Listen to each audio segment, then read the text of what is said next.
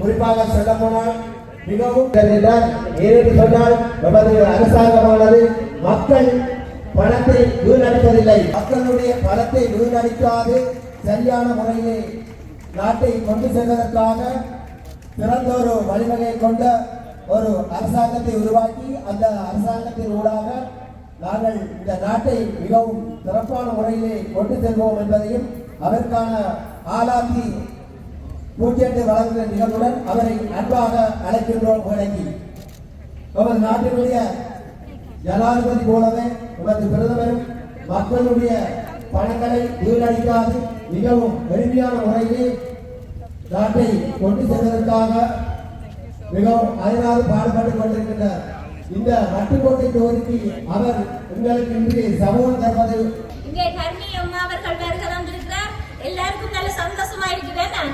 கடந்த காலத்துல வந்து நாங்கள் எந்த ஒரு அரசியல்வாதிகளை இப்படி மக்களோடு மக்களா கிட்ட இருந்து சந்திச்சிருக்க மாட்டோம். அப்படி இல்லைன்னா நாங்கள் போனில டிவியில தான் பார்த்திருப்போம்.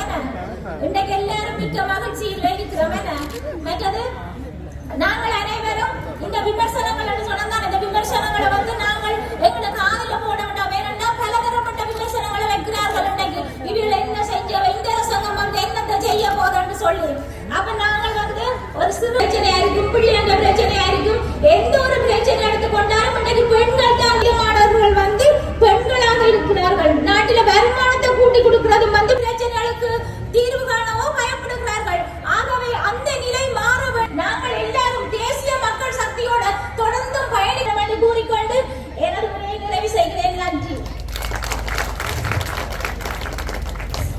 கடந்த கால செல்வதற்காக அந்த லஞ்ச ஊழலற்ற ஒரு அழகான ஒரு பூமியாக மாற்றுவதற்கு அனைவரும் அந்த வகையிலே நமது வண்டிரா உறுப்பினர் அவர்களுக்கு நன்றியை தெரிவிக்க அமைச்சர் ராமலிங்கம் சந்திரசேகர் அவர்களை அன்போடு அழைக்கின்றேன்.